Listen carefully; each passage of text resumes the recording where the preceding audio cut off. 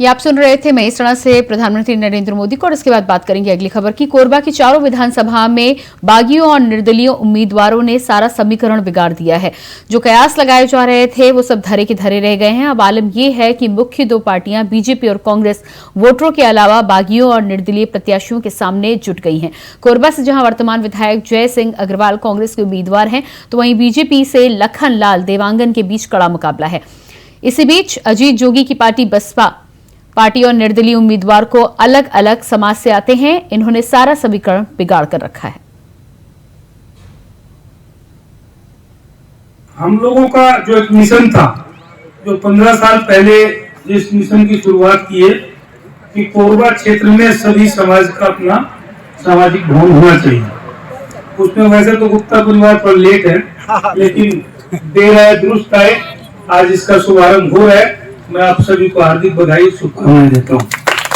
इसके साथ साथ ये जरूर है कि पहले 15 साल पहले जब शुरुआत की है तो उस समय समाज को 2 लाख, 1 लाख, 3 लाख, 5 लाख देते थे। अब हम लोगों ने तय कर लिया कि 20 लाख, 25 लाख, 50 लाख देंगे।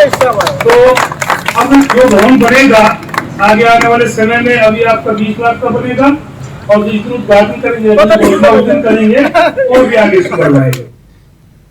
कोरबा में विधानसभा चुनाव के मद्देनजर होने वाले मतदान को शांतिपूर्ण ढंग से संपन्न कराने को लेकर पुलिस की बड़ी जिम्मेदारी है। यही वजह है कि पुलिस दिन रात मेहनत कर रही है। अवैध कार्य में लिप्त लोगों की धरपकड़ के साथ ही साथ शहर की शांति व्यवस्था को कायम रखने के प्रयासों में पुलिस जुटी हुई है। रविवार को पुलिस ने शहर में फ्लैग मार्च निकाला, लोगों को संदेश दिया है कि भय मुक्त होकर वोट डाले बिना किसी लालच और डर के। इससे पहले एसपी ने जिले के सभी पुलिस अधिकारियों और कर्मचारियों को दिशा निर्देश भी दिए। फ्लैग मार्च से पहले एसपी जितेंद्र शुक्ला ने कोतवाली थाना परिसर में पुलिस अधिकारियों और कर्मचारियों के सामने स्पीच दी, जिसमें उन्होंने कहा कि चुनाव को प्रभावित करने वालों को किसी भी कीमत पर बख्शा नहीं जाएगा।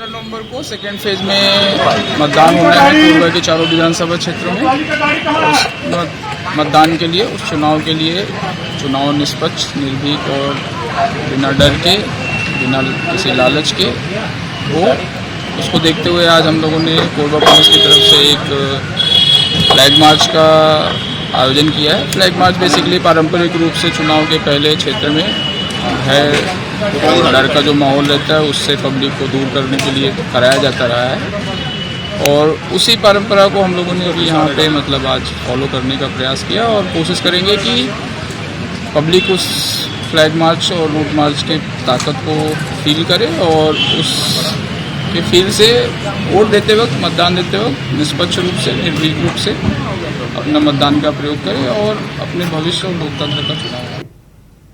जांजगीर जिले के ग्राम पनगांव में रहने वाले ग्रामीणों ने चुनाव का बहिष्कार करने का अपना निर्णय वापस ले लिया है। गांव की सड़क नहीं बनने से आक्रोशित ग्रामीणों ने विधानसभा चुनाव में वोट नहीं डालने का निर्णय लिया था, जिसके बाद प्रशासन के अधिकारी गांव पहुंचे, ग्रामीणों को 6 महीने के भीतर सड़क बन जाने का आश्वासन दिया है, जिसके बाद ग्रामीण मान गए हैं और चुनाव का बहिष्कार न करने का निर्णय लिया है, जिसके बाद चुनाव आयोग ने राहत की सांस ली। आपको बता दें कि जिला मुख्यालय को जोड़ने वाली गांव की सड़क नहीं बनने से आक्रोशित होकर गांव के लोगों ने विधानसभा चुनाव में हिस्सा नहीं लेने की चेतावनी प्रशासन को दी थी।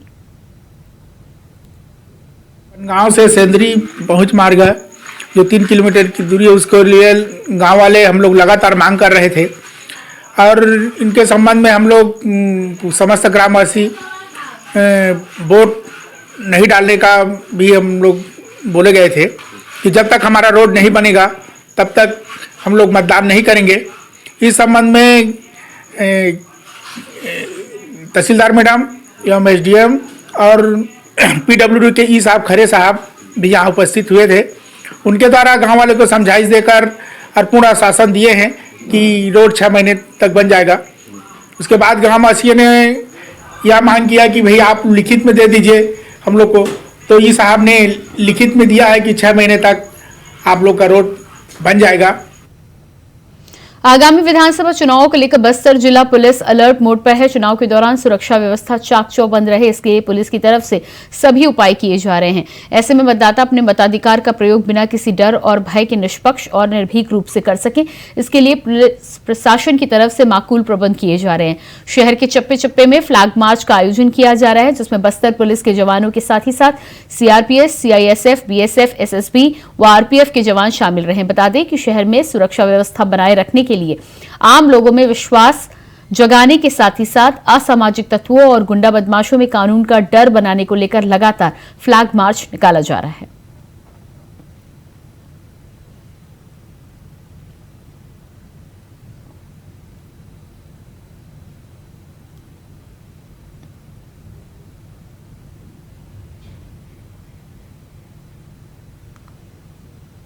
बीजेपी कार्यालय में ओडिशा कालाहांडी से बीजेपी के सांसद बसंत कुमार पांडा ने प्रेस कॉन्फ्रेंस करते हुए पीसीसी अध्यक्ष दीपक बैज पर जमकर हमला बोला है। सांसद ने कहा है कि बीते दिनों पीसीसी अध्यक्ष दीपक बैज मीडिया के मुख्यमंत्री बनने को लेकर सवाल पूछा गया था। उसके जवाब में दीपक बैज ने जो उत्तर दिया वो उनकी मानसिकता का प्रदर्शन करता है। उन्होंने दीपक बैज के उस बयान को याद दिलाते हुए कहा कि पीसीसी अध्यक्ष ने कहा था कि सरगुजा में बीजेपी ईसाइयों से प्रेम करती है तो बस्तर में क्यों नफरत करती है। इस पर प्रतिक्रिया देते हुए कहा था कि बीजेपी सभी धर्मों का समान रूप से सम्मान करती है और इसलिए उत्तर पूर्व में 85% ईसाई आबादी होने के बाद भी अपार बहुमत मिला है, जिससे पता चलता है कि बीजेपी से ईसाई समुदाय कितना प्रेम करता है।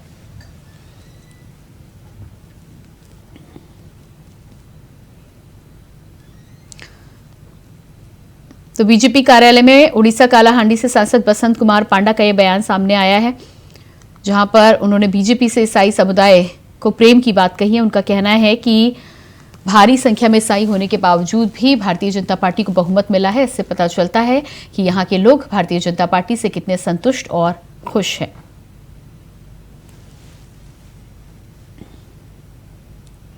दुर्ग जिले के 6 विधानसभा क्षेत्रों में चुनाव के लिए सोमवार को नामांकन का अंतिम दिन है।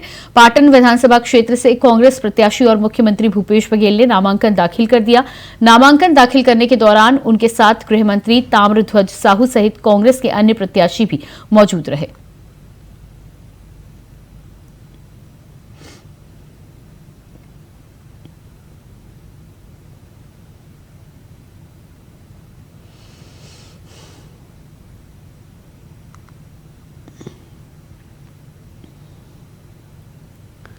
अखिल भारतीय कांग्रेस कमेटी के राष्ट्रीय प्रवक्ता संजय निरुपम ने पत्रकार से बातचीत करते हुए कहा है कि पिछले 5 सालों में भूपेश सरकार ने जो काम किया है वो बीजेपी के 15 साल के कार्यकाल में नहीं हुआ है। आदिवासी समाज और नक्सल प्रभावित क्षेत्रों में तेंदुपत्ता से खरीद नियमित हुई है, जिससे ग्रामीण अंचल के लोग आत्मनिर्भर हुए हैं। भाजपा अपने 15 साल के कार्यकाल में नक्सलवाद को कंट्रोल नहीं कर पाई। भूपेश सरकार ने नक्सलियों का दिल जीता है, जिससे प्रदेश में नक्सलवाद अब खत्म हो रहा है और नक्सली आत्मसमर्पण कर रहे हैं। ये आरक्षण आर्थिक आधार पे हो कि जाति के आधार पर हो, और उस समय ऐसा नहीं कि संविधान सभा में एससी और एसटी के मेंबर ज्यादा थे और बाकी समाज के लोग कम थे इसलिए जाति के आधार पर मानना, ऐसा नहीं था। डॉक्टर राजेंद्र प्रसाद तो उसके प्रमुख ही थे, नेहरू जी थे, सरदार पटेल थे, सत्येंद्र सिन्हा थे, फिर मौलाना आजाद थे, ऐसे तमाम लोग 200-250 लोगों के बीच ये तय हुआ कि जाति के आधार पर करना चाहिए। और एससी एसटी चूंकि सदियों से बहुत पीछे छूट गए, उनको आगे लाने के लिए व्यवस्था होनी चाहिए। डॉक्टर अम्बेडकर ने, जो हमारे प्रारूप समिति के अध्यक्ष थे, जिन्होंने पूरी संविधान को लिखा बाद में, तब उन्होंने कहा था कि यह व्यवस्था 10 साल के लिए होनी चाहिए और हर 10 साल बाद इसका मूल्यांकन होना चाहिए, इसका आकलन होना चाहिए कि जो व्यवस्था आपने की उसका लाभ दलित समाज को पूरी तरह मिला कि नहीं, वो समाज पूरी तरह विकसित हुआ कि नहीं।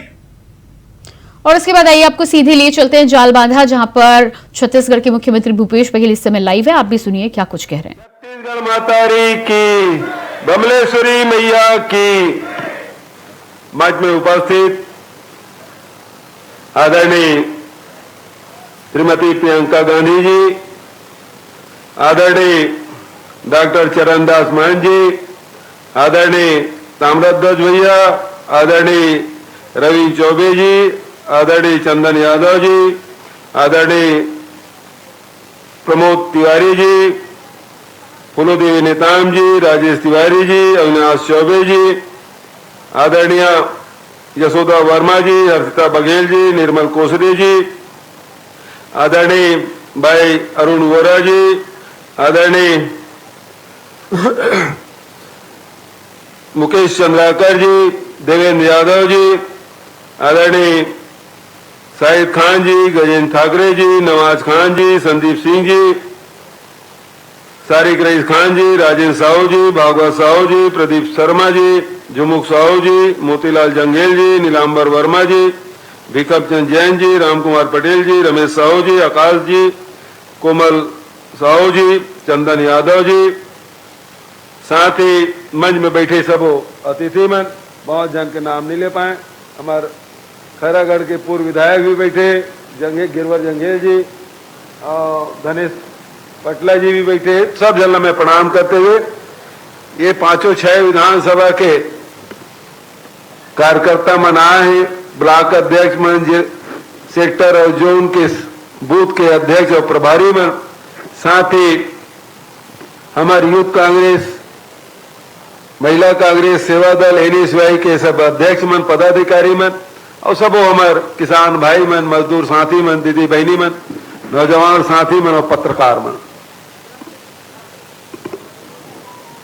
लगातार अभी 2 दिन तक के राहुल जी बस्तर में रही से, कल राजनांदगांव और कंवरधाम होकर कार्यक्रम हुए, बहुत जन साथी मन वो भी रही से और आजो आए, जबरदस्त उत्साह, चाहे वो बस्तर हो चाहे राजनांदगांव लोकसभा क्षेत्र हो, सब जगह जबरदस्त उत्साह। प्रथम चरण के जिन 20 विधानसभा है उनमें अब कोई संशय नहीं रहेगी है, ये ममा भाषा मन तक याद है ना? हाँ, एक के नाम नहीं चढ़ना चाहिए थे ममा भाषा ला, और सवार हो गए तो जाना अच्छे भांची तक है वो नहीं बढ़ी। फिर 5 साल पहले जिन काम करें तेकर बारे में हमारे सब साथी मन चर्चा कर चुके हैं। जब हमारे राहुल जी, हमारे नेता राहुल जी ऋण माफी की बात करी, 2500 क्विंटल में धान खरीदे की बात करी, बिजली बिल हाफ के बात करी, 4000 प्रति माना बोरा के दर से तेंदुपत्ता की बात करी, कोनो विश्वास नहीं करा। भाजपा के साथी मन कहा है हम 15 साल ले छत्तीसगढ़ में शासन चलाए, लेकिन हम 2100 नहीं पहुंचा पाए, 300 रुपए बोनस देवो के तेला नहीं दे पाए, ते कैसे 2500 दे दर पे कांग्रेसी मन कैसे दे डरू। मैं कहीं एक गांव मौका मिले, 15 साल हो गए, एक बार मौका मिली वो सब लग करके दिखाओ। और वही सोचने राहुल जी के बाद में पूरा छत्तीसगढ़ 68 सीट जीते। इस रमन सिंह 15 साल में मुख्यमंत्री रही से कबू 55 सीट नहीं जीते, और हमल जब आशीर्वाद दी छत्तीसगढ़ के जनता तो 68 सीट जीते। और वही नहीं रुके, जब उपचुनाव हुए जिसमें खैरागढ़ भी शामिल है तो हमारी संख्या 71 हो गए। आज 71 की विधानसभा है। केंद्र सरकार बहुत अड़ंगा लगाई, वो हर बात में अड़ंगा लगाते। कैसे छत्तीसगढ़ के जनता परेशान करन, किसान ला परेशान करन, मजदूर ला परेशान करन, आदिवासी और महिला मल्ला नौजवान ला परेशान करन, वो मत तय करके रखे। एक ताजा बात बताओ तो मैं विधानसभा में रमन सिंह के में 2 साल के बोनस दूं कह रहे थे, नहीं दे पाए, और ते घोषणा पत्र में शामिल करे तो दूं की के वो कब देवे। मेरे डॉक्टर तो लाश तक नहीं लगाए। ते घोषणा कर, ते वादा कर, और वो नहीं करे तो मैं पूरा करूं। मैं प्रधानमंत्री चिट्ठी लिखे, प्रधानमंत्री कहे कि बोनस देना ते बंद करे। जब ले डबल इंजन की सरकार बने, केंद्र में मोदी जी प्रधानमंत्री बने, तब से बोनस मिलना बंद हुए। नहीं तो मनमोहन सिंह के समय में भी किसान मतलब सुरता करो, उस समय 50 रुपया 100 रुपया प्रति क्विंटल के बोनस दे रही। राज्य सरकार तो देत रही से, मनमोहन सिंह भी बोनस देत रही ना। ये जब ले आया है दाढ़ी वाला तब ले बंद है, न खुद है न दूसर ला देन देवे। मैं कहे ते अनुमति भर दे दे तो उसे पैसा उसे नहीं मांगा था। मैं जिन दिन अनुमति आई मैं आप कहना चाहता हूं वही दिन किसान के खाता में 2 साल रमन सिंह नहीं दे, तीनों पैसा किसान के खाता में चाहिए।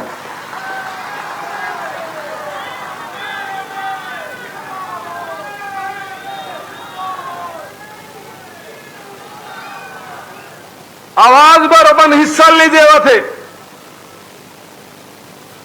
राहुल जी 7.5 लाख गरीब के घर आवास बनाया हुआ, उनको पहली किस्त पैसा पहुंच गया। प्रियंका जी कहा के राइस वो दिन घोषणा करी कि हमारी सरकार फिर से बनाओ, गरीब मन के 17.5 लाख आवास फिर से बनी। केंद्र सरकार पैसा दे चाहे मत दे, लेकिन छत्तीसगढ़ सरकार गरीब के मकान बना कर रही है।